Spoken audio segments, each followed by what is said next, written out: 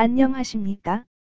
6월 4일 목요일 영국의 소리방송 뉴스 데스크의 아이린입니다. 오늘은 첫 소식으로 뉴욕에서 2001년에 방송을 시작한 NTD 방송을 소개해드리려 합니다. NTD는 뉴탱 다이너스티의 약어입니다. 각 나라 군대, 당나라 정권 등은 우리에게도 무엇인가 옳지 않고 강한 국력을 가졌으나 폭정으로 민심이 이반 망해버린 이미지를 주고 있는 나라입니다. 중국인에게도 마찬가지겠지요. NTD 방송은 파룬궁 수련자들에 의해서 세워졌고 당연히 중국어 방송으로 시작하였습니다. 대부분의 직원들은 무료 봉사자였고 그들은 정치범 수용소 파룬궁에서 고통을 받는 경험이 있었거나 중국 공산주의에 반감을 가진 사람들이었습니다. 그들은 중국이란 단어를 사용하지 않습니다. 대신에 CCP라고 호칭합니다. 차이니즈 코뮤니스트 파티의 약자이지요. 망명자들에 의해 세워진 중국어 방송국은 그동안 미국의 정규 방송국으로 성장했고 중국 공산당의 센서쉽에도 불구 세계적으로 20억 명의 시청자를 보유하고 있습니다. 자회사 더 에퍽 타임즈와 사운드 오브 호프 등과 함께 유튜브를 활용 70여 개 국어로 송출하는 방송국으로 성장하였습니다. 년간 수익도 2천만 달러가 넘는 방송국입니다. 사장 종 리 씨는 우리의 목적은 CCP가 민주주의를 실현하게 되길 바라는 것이라고 말합니다. 최근 새 당나라 TV가 특집을 만들었습니다. 더 코로나 바이러스 팬데믹스 올스트리트 커넥션 1979년 등소평과 닉슨 행정부의 수교부터 시작하여 천안문 사태를 거쳐 CCP 바이러스까지의 역사적 사건들을 나열하면서 CCP를 미국으로 끌어들인 배경에 체이스 맨하탄 은행과 JP 모어건이 있다는 걸 주장합니다. 그들의 주장은 단순한 음모론적인 것이 아니고 40년이란 지나온 사건들과 나타난 결과로 증명하는 방법에 다큐멘터리 형식으로 꾸렸기 때문에 매우 신빙성이 있습니다. 시청하면서 방송이 증거로 제시한 자료들이 트럼프 대통령도 증거가 있다고 큰 소리 칠 수 있는 자료들이 아니었을까 생각하게 만들었습니다.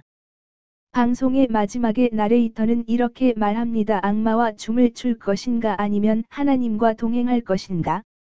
내용 중에는 북한과 한국에 끼치는 영향에 관련된 사항도 있어서 매우 가치가 있습니다. 유튜브 주소는 제목에 별도로 올려드리겠습니다.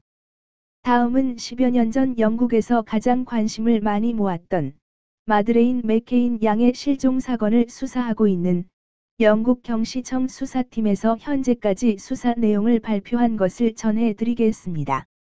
경찰은 마들레인 실종 용의자로 현재 독일 감옥의 사건과는 관계없는 다른 이유로 투옥되어 있는 죄수를 가장 유력한 용의자로 지목한다고 발표하였습니다. 금년 43살의 용의자는 포르투갈의 프라이다 루즈 리조트의 마들레인이 사라지던 2007년 5월의 일주일 전부터 당일까지 있었다는 겁니다.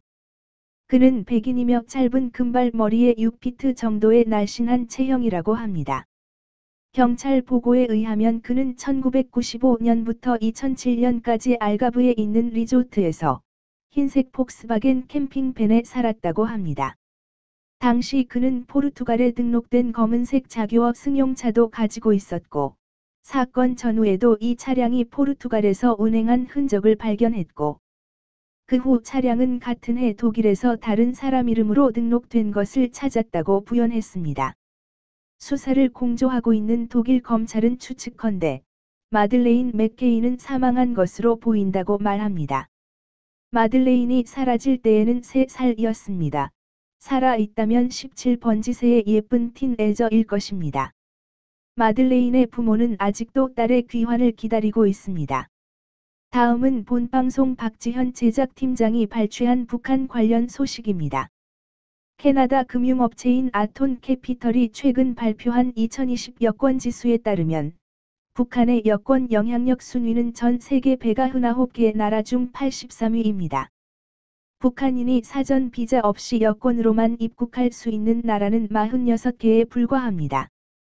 북한보다 여권의 영향력이 작은 나라는 이란, 예멘, 소말리아, 파키스탄 등 8개 나라에 불과한 것으로 나타났습니다. 지역별로는 아프리카 국가인 소말리아, 세네갈, 기니, 가봉 등이 있고, 아시아 국가인 방글라데시와 캄보디아, 그리고 팔라오와 사모아 등 오세아니아 국가들이 있습니다. 앞서 영국의 국제교류 전문 법률 회사인 헨리 앤 파트너스가 지난 4월 발표한 올해 2분기 여권 지수는 북한의 여권 파워를 전 세계 백아흔아홉 개국 중 103위로 평가했습니다. 공동 순위를 감안해 최하위 순위가 109위라는 점을 감안하면 북한 여권의 영향력은 최하위권입니다. 한편, 아톤 캐피털의 이번 발표에서 여권의 영향력이 가장 큰 나라는 핀란드와 룩셈부르크, 아일랜드로 156개국을 비자 없이 방문할 수 있는 것으로 나타났습니다. 다음은 중국과 러시아가 60여 개의 기관에 내려지는 대북 제재 지정을 방해하고 있음이 알려졌다는 소식입니다. 익명을 요구한 유엔 주재 외교관은 3일 BOA의 러시아와 중국은 안보리 대북제재위원회 전문가 패널의 모든 권고사항을 방해하고 있다고 지적했습니다. 이 외교관은 선박과 기관, 개인에 대한 여러 대북 제재 지정이 현재 대북제재위원회에서 검토되고 있지만 러시아와 중국은 시한이 만료될 때까지 계속해서 이를 연장하고 있다며 지난 2년간 중국과 러시아는 60건 이상의 제재 지정, 제한을 막고 있다고 강조했습니다.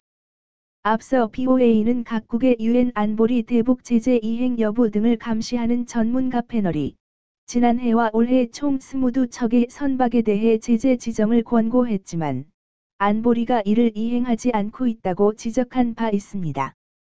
시청해 주셔서 감사합니다.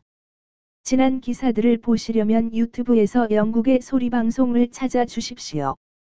감사합니다.